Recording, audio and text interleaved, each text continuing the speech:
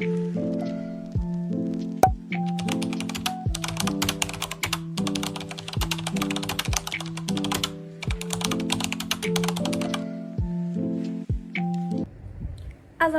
warahmatullahi wabarakatuh. Halo semuanya, selamat datang di Podcast With Me. Podcast dimana pada episode kali ini kita akan membahas tentang edukasi gizi dalam pencegahan gagal ginjal akut pada remaja. Nah, ini adalah topik yang menarik ya, karena saat ini banyak sekali kasus yang sedang viral nih terkait gagal ginjal yang dimana penderitanya tidak hanya terjadi pada orang dewasa dan remaja, melainkan juga pada anak-anak. Nah, sebelumnya perkenalkan, nama saya Okti Sophia Tunupus dengan NPM 051 dari Prodi S1 Ilmu Gizi Universitas Singapura Bangsa Karawang. Nah, di sini aku mau coba menceritakan sedikit latar belakang dan alasan mengapa aku tertarik untuk membahas edukasi gizi dalam pencegahan gagal ginjal akut pada remaja. Nah, perilaku paling penting nih yang mempengaruhi status gizi remaja adalah pola makan. Ini karena kuantitas dan kualitas makanan dan minuman akan mempengaruhi asupan gizi remaja. Remaja sangat membutuhkan gizi yang optimal untuk pertumbuhan, perkembangan, dan kesehatan di masa depan. Gaya hidup yang modern dan ketersediaannya makanan dan minuman yang instan, yang tinggi gula, garam, lemak yang tentunya itu tidak sehat ya teman-teman. Perilaku atau pola makan yang tidak baik yaitu tinggi gula, garam, dan lemak menyebabkan resiko penyakit tidak menular. Contohnya seperti apa? Seperti diabetes, hipertensi yang menjadi faktor resiko penyakit ginjal kronis. Nah, selanjutnya ke topik utama. Topik utama dari podcast ini adalah penyakit ginjal merupakan penyebab kematian ke-10 di Indonesia, yaitu 42.000 per tahun. Sebagian besar penyakit gagal ginjal adalah hipertensi, diabetes, dan radang ginjal. Nah, selain itu, merokok, obesitas, dan ada riwayat penyakit ginjal juga merupakan faktor risiko penyakit ginjal.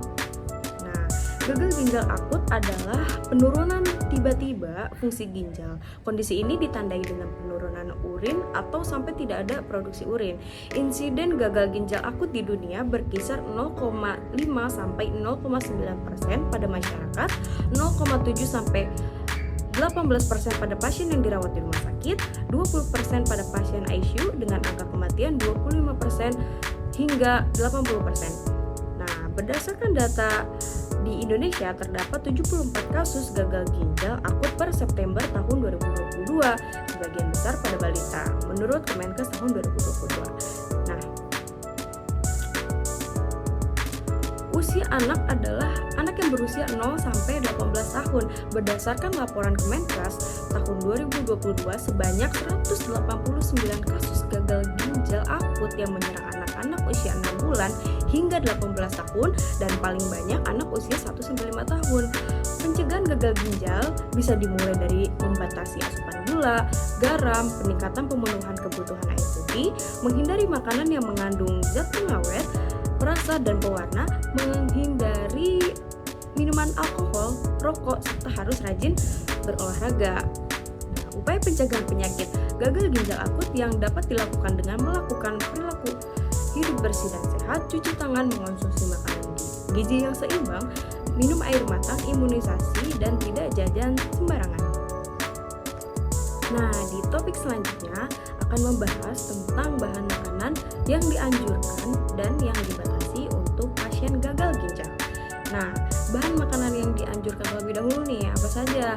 Yang pertama, sumber energi. Itu ada nasi, lontong, bihun, mie, makaroni, jagung, dan makanan yang dibuat dari tepung. Yang kedua, ada sumber protein, yaitu telur, susu, daging, ikan, dan ayam. Yang ketiga, ada sumber vitamin dan mineral, yaitu terong, toge, buncis, kangkung, kacang panjang, selada, wortel, jamur, dan lainnya dalam jumlah yang sesuai anjuran ya. Nah, bahan makanan yang dibatasi, yang pertama ada sumber protein. Nah, seperti apa? Seperti kacang-kacangan, kacang-kacangan dan hasil olahannya seperti tahu, tempe, kacang kedelai, kacang hijau. Yang kedua, sumber vitamin dan mineralnya ada sayur dan buah yang tinggi kalium. Yang ketiga, bahan makanan yang diawetkan seperti kornet dan sarden. Nah, selanjutnya bagaimana sih cara mengatur dietnya? Yang pertama, makanlah secara teratur. Meskipun porsi yang dimakannya itu kecil atau sedikit, tapi diusahakan dilakukan dengan sering. Nah, yang kedua, hidangkan makanan yang sebaik-baiknya dan menarik sehingga menimbulkan selera makan. Yang ketiga, pilihlah makanan sumber protein hewani sesuai jumlah yang ditentukan.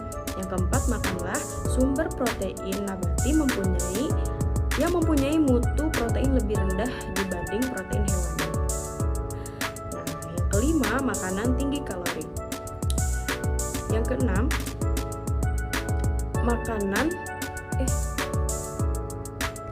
topik selanjutnya yaitu bahan makanan yang dianjurkan dan bahan makanan yang dibatasi. Yang pertama kita bahas yang dianjurkan dulu ya. Yang pertama ada sumber energi seperti nasi, lontong, bihun, mie, jagung, dan makanan yang dibuat dari tepung. Yang kedua, sumber protein. Ada telur, susu, daging, ikan, dan ayam. Yang ketiga, sumber vitamin dan mineral, yaitu terong, toge, buncis, kangkung, kacang panjang, selada, wortel, jamur, dan lainnya dalam jumlah yang sesuai anjuran ya. Selanjutnya, bahan makanan yang dibatasi. Yang pertama ada sumber protein. Itu adalah kacang-kacangan dan hasil olahannya seperti tahu, tempe, kacang kedelai, dan kacang hijau. Nah, sumber vitamin dan mineralnya yang dibatasi ada sayur dan buah yang tinggi kalium. Yang ketiga, bahan makanan yang diawetkan seperti kornet dan sarden. Selanjutnya, bagaimana sih cara mengatur dietnya? Yang pertama, makanlah secara teratur. Walaupun dalam porsi kecil atau sedikit, diusahakan kita mengkonsumsinya itu dengan sering. Yang kedua, hidangkan makanan yang sebaik-baiknya dan menarik sehingga menimbulkan selera makan. Yang ketiga, pilihlah makanan sumber protein sesuai jumlah yang ditentukan. Yang keempat, makanan sumber protein nabati mempunyai mutu protein lebih rendah dibanding protein hewani. Yang kelima, makanan tinggi kalori. Yang keenam, makanan sumber kalium yang dibatasi, yaitu sayuran, buah-buahan, dan umbi-umbian. Yang ketujuh, menghindari makanan berkadar kalium tinggi, yaitu kacang-kacangan, bayam, pisang, air kelapa atau degan, alpukat, durian, nangka, dan kembang kol. Yang kedelapan, bila jumlah air seni kurang dari normal, maka perlu membatasi cairan yang berasal dari makanan dan minuman. Selanjutnya aku mau menambahkan sedikit informasi nih teman-teman. Hipertensi, diabetes, dan perilaku berisiko akan meningkatkan seseorang menderita penyakit ginjal. Pola makan yang tidak baik, yaitu tinggi gula, garam, dan lemak menjadi faktor risiko penyakit hipertensi dan diabetes yang juga menjadi faktor risiko penyakit ginjal. Diperlukan upaya mengkonsumsi gizi seimbang, jajanan sehat, membatasi konsumsi gula, garam, dan lemak atau yang disingkat GGL. Menurut Permenkes 30 tahun 2013 mengatur bahwa anjuran gula atau gula per orang per hari adalah 10% dari total energi atau setara dengan 4 sendok makan per orang per hari.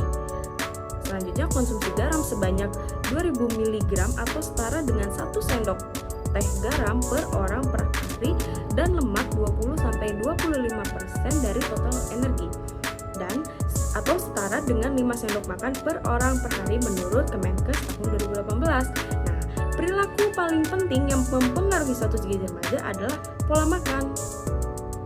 Balik lagi, singgung yang tadi, alasan saya tertarik dengan penyakit kasus ini yaitu karena remaja rentan memiliki gaya hidup yang modern nih, seperti mengonsumsi makanan dan minuman yang instan yang tinggi gula, garam, dan lemak yang tidak sehat.